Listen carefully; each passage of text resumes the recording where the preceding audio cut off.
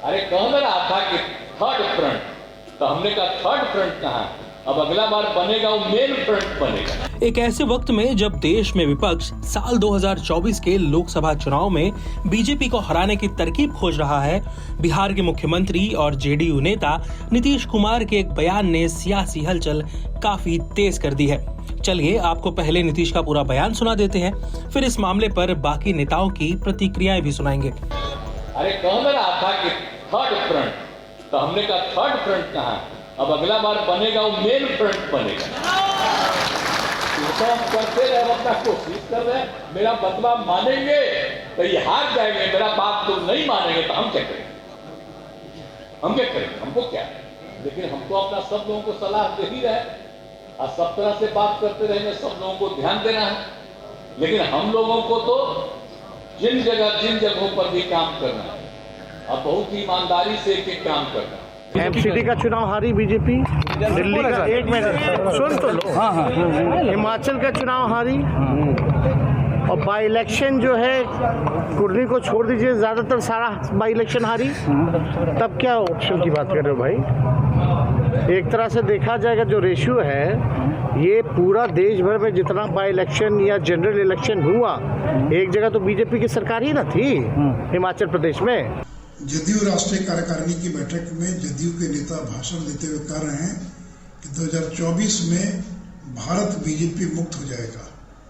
2024 में भारत बीजेपी मुक्त तो नहीं होगा, लेकिन 2024 आते आते बिहार जरूर जनता दल यू से मुक्त हो जाएगा।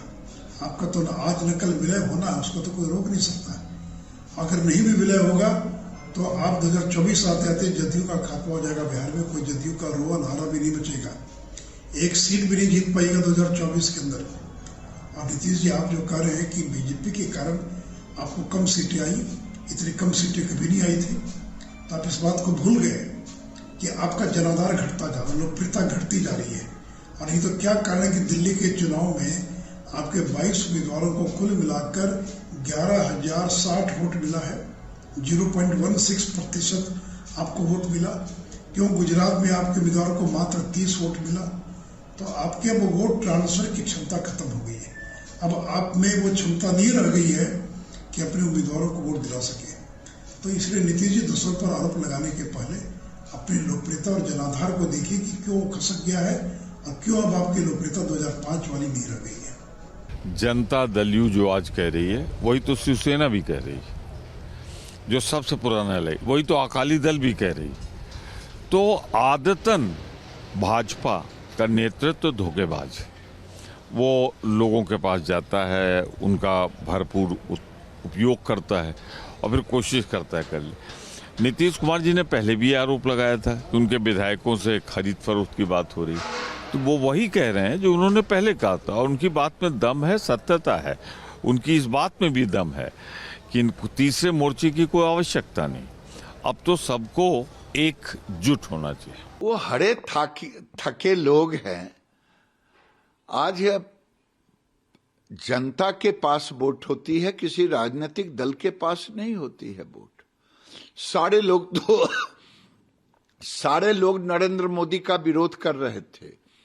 जनता ने 303 सीटों से नरेंद्र मोदी को विजय बनाया। बिहार में भी नरेंद्र मोदी की विश्वसनीयता के कारण ही जनता उन पर भरोसा करेगी और फिर ये पराजय का मुंह देखेंगे। देखिए, देश की जनता ने उदाहरण दिया है। उत्तर प्रदेश में सपा बसपा एक हो गए, अब चोर चोर मौसेरे भाई, लोभी, लालची, परिवारवादी, अपराधी, भ्रष्टाचारी, ये लोग एक साथ आ जाए। देश की जनता ने अपना मन बना लिया है।